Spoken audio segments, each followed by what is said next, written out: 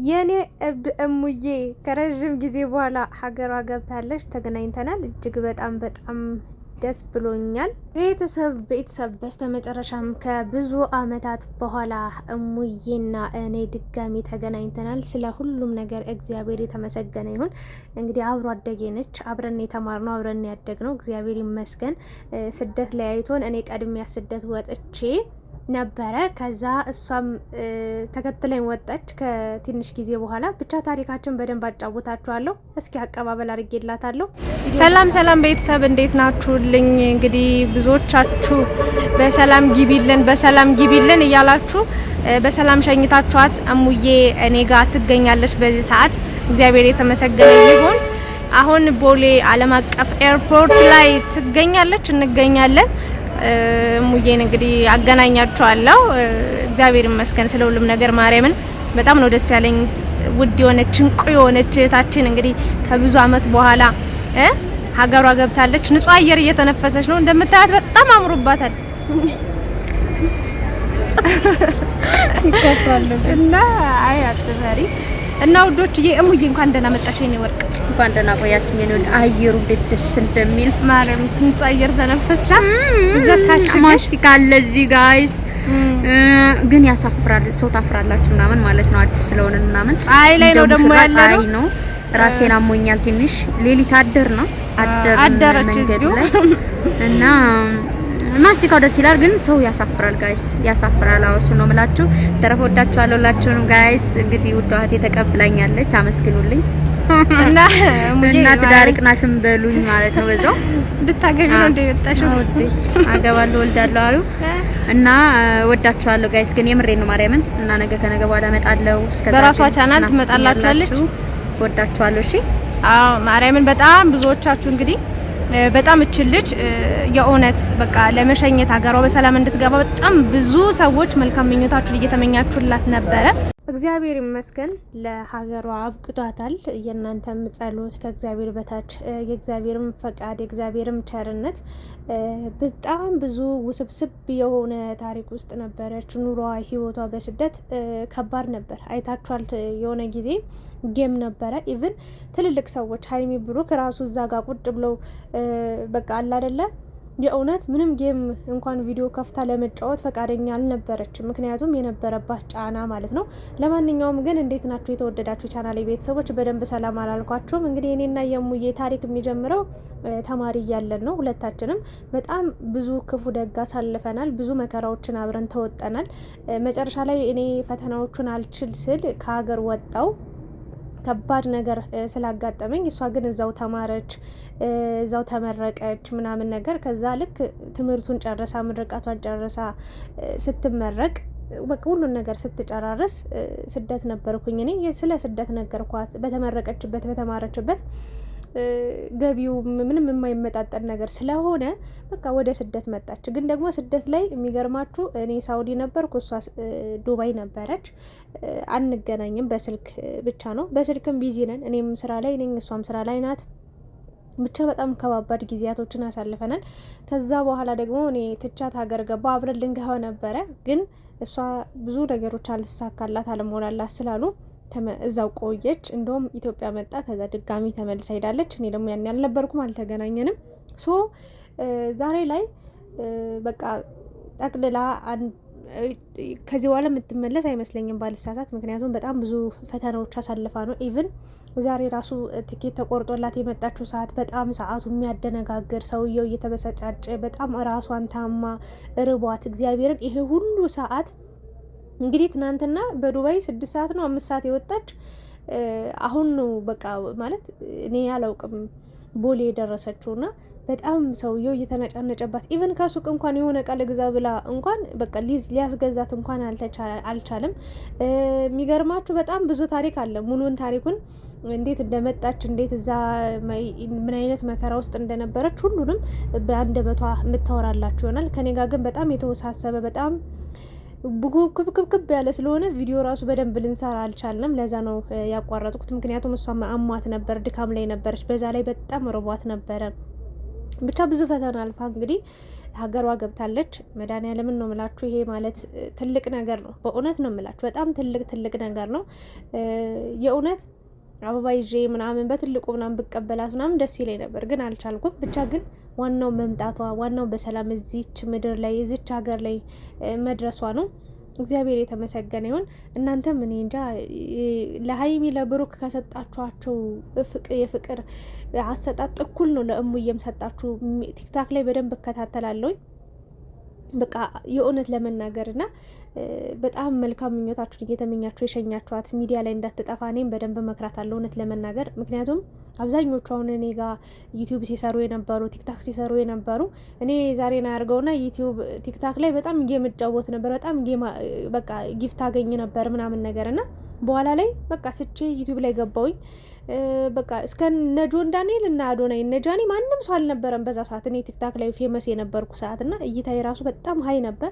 ከዛ ጓደኞቼ የማጋጣሚ ህገ ወጡ ነው የሚሰሩ ነበሩ፣ ታስረው ሲገቡብኝ ኢትዮጵያ ተውኩኝ ሚዲያ ላይ። ከዛ ድጋሚ ዩቲዩብ ላይ መጣው። በአጭሩ ሙዬን ሚዲያ ላይ እንዳትጠፊ ላለው፣ ምክንያቱም ብዙ ጓደኞቼ አብረው መጣው። እኔ ብቻ ነኝ ያልጠፋው። ቲክታክ ላይም ብቅ ላለው ዩቲዩብ ላይም በደንብ አለውኝና ሙዬም በቃ ሚዲያ ላይ ታውቃታላችሁ። በቃ ዋነኛ የማታውቀው ሰው የለም፣ የማትፖስታቸው ሰዎች የሉም፣ ሼር የማታደርገው ቪዲዮ የለም። ብቻዬን ልደግ አትልም። በጣም መልካም ልብ፣ መልካም ቀና አስተሳሰብ ያላት እንቁ ሴት ናት። መድኃኒዓለምን ነው የምላችሁ። ስለሙዬ ሁላችሁም ታውቃላችሁ፣ በትንሹም ቢሆን በርቀት የምታውቋት ሰዎች፣ ግን በቅርበት ደግሞ እኔ ሁኜ በደንብ ነው የማውቃት። ይችን ወርቅ የሆነች ልጅ ጸባዩዋ በቃ ፈታ ያለች ናት።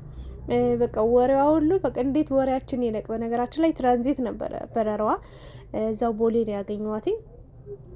አብረን ደግሞ አንድ ቀን ኢንሻአላህ እንመጣለን ብዬ አስባለሁ፣ እግዚአብሔር እንደፈቀደ። እሱ ባለቀን አንድ ላይ የሚገራርም ስራዎችን ይዘን እንመጣለን ብዬ አስባለሁኝ። ለጊዜው ግን ቤተሰቦቿ ጋር መሄድ ስለነበረባት ቤተሰቦቿ ጋር ሸኝቻታለሁ። በጣም እኔም በማግኘቷ ደስተኛ ሆናለች። እኔም እሷን በማግኘቴ በጣም ከምነግራችሁ በላይ የእውነት ነው የምላችሁ፣ ትልቅ ደስታ ነው እናንተ። በጣም የሆነ እንባዬ ሁሉ ሲመጣ ነበር። እንዴ እቺ ልጅ እየተቀበልኳት ነው ወይስ እየሸኘኋት ነው እያልኩ ነበር። ለምን የሆነ በቃ የሆነ ነገር ተሰማኝና ከረጅም ዓመት በኋላ ነው ያገኘኋትኝ። የኔ ወርቅ ሙዬ፣ የኔ እናት በጣም ወርቅ ነሽ። እንደው እግዚአብሔርን ደግሞ እናንተ ድሮ እኮ በቁመት ይበልጣት ነበር፣ በውፍረት ራሱን ይበልጣት ነበር። ቀጫጫ ነበረች፣ አይታችኋል። ቲክታክ ላይ ተማሪ እያለን በቪዲዮ ፎቶ ፖስት አድርግ ያለው ገብታችሁ ያላያችሁ ካላችሁ እዩት። በቃ የእውነት እሷ ቀጫጫ ነበረች፣ በቁመት ራሱ በልጣት ነበር። አሁን በጣም ወፍራለች፣ በጣም ቆንጆ ሆናለች። እግዚአብሔርን ነው የምላችሁ። እዚህ ጋር እንደውም ትንሽ ራሷን ማሟት ላብም ነበር፣ ሙቀት ምናምን ትንሽ ድክምክም ብሏት ራብም ነበረ ነው እንጂ በጣም አምሮባታል። ቀልታለች። ፊቷት ብታዩት ነጭ ሆናለች ማለት ነው።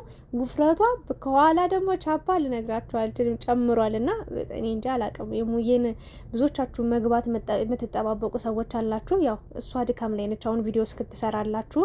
እኔ በዚሁ አጋጣሚ ስለ እሙዬ ሰላም እንደገባች ልነግራችሁ ብዬ ነው የመጣሁትኝ። የእውነት ለሀይሚም ለብሩክ ምስጋና ይገባችኋል። የምር እንዴት ሆንሽ፣ የት ደረሽ፣ የት ገባሽ፣ በቃ ሁኔታዋን እያጣሩ በሰላም ግቢ እያሏት ይገኛሉና እነሱንም አለማመስገን አይቻልም። ለማንኛውም ግን እሙዬን እንኳን ደህና መጣሽልን እያላችሁ እንግዲህ ኢትዮጵያ ያላችሁ በሰላም እንደምትቀበሏት ተስፋ አደርጋለሁ።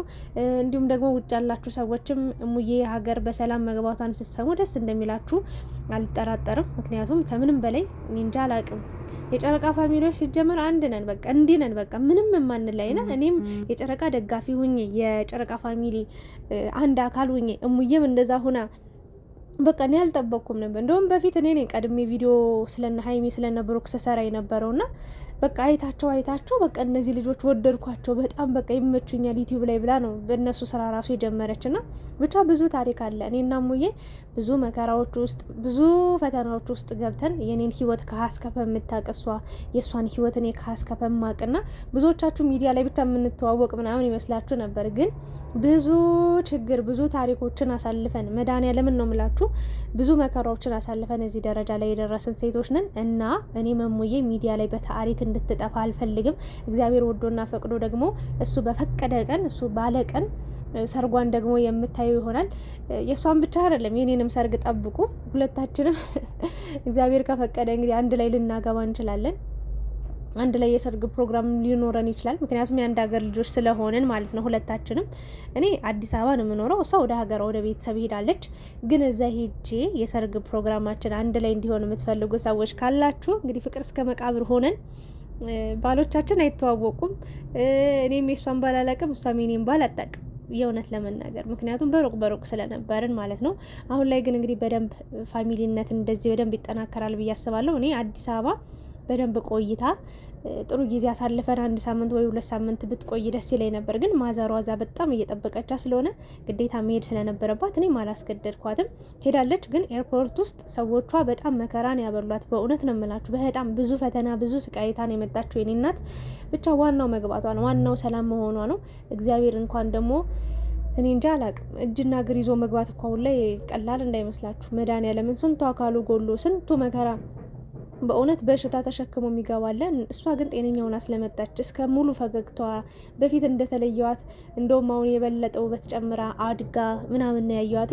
ይሄ ትልቅ ለውጥ ነው። ይህንን የሚያገኙ ከስንት አንድ ሰዎች ናቸው። እድለኛ ናት ብዬ ነው የማስበው። እኔም እድለኛ ነኝ እሷን በአካል በማግኘቴ። እኔም ሳልሞት እሷም ሳትሞት እኔ እንጃ አላቅም። ከፍተኛ መከራ ውስጥ ነበረን ሁለታችንም በእውነት ለመናገር በስደትም እኔ የእውነት የኔና የሙዬ ህይወት አንድ አይነት ነው። መድኃኒዓለምን ነው የምላችሁ። ድሮም ቢሆንም አሁንም በስደት ህይወታችንም አንድ አይነት በቃ ሰዎቻችን ገብጋቦች፣ ምንም ገንዘብ የሌላቸው ችጋራሞች ናቸው። ይቅር በለኝ አይባልም፣ ግን ደግሞ በቃ የኛን ብር እየወሰዱ ከርመው በቃ እኔ እንጃ። ሙዬ በጣም ብዙ ታሪክ አሳልፋ ነው የመጣች። እኔ አሁን ሙሉ ታሪኳን ላወራላችሁ ሳይሆን በራሷ ቪዲዮ ተመልሳ ትመጣለች ስትመቻች ስትስተካከል። አሁን ላይ እስካሁን በረራ ላይ ነች። እንግዲህ ትናንትና በሳኡዲ ሰዓት አቆጣጠር 7 ሰዓት 6 ሰዓት የወጣች ሴት እስካሁን በበረራ ኤርፖርት ወደ ኤርፖርት ነች እና ርፍ ስትል ስትረጋጋ ራሷን የተሻላትን እስኪያማት። በነገራችን ላይ ኧረ ወገኖቼ ቡና በጣም ነው የምትወደው። ወይኔ እኔ እኮ አፍልቼ በፔርሙዝ ይዤላት እንዳልሄድ